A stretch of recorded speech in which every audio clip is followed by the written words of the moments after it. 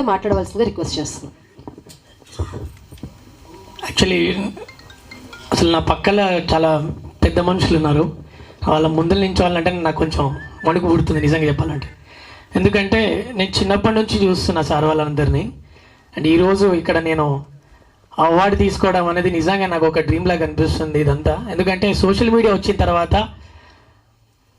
ఒక సాధారణమైన కుటుంబం నుంచి వచ్చిన ఇక్కడ అసలు టాలెంట్ తోటే పని ఇక్కడ అని దాన్ని నిరూపించుకున్నాము.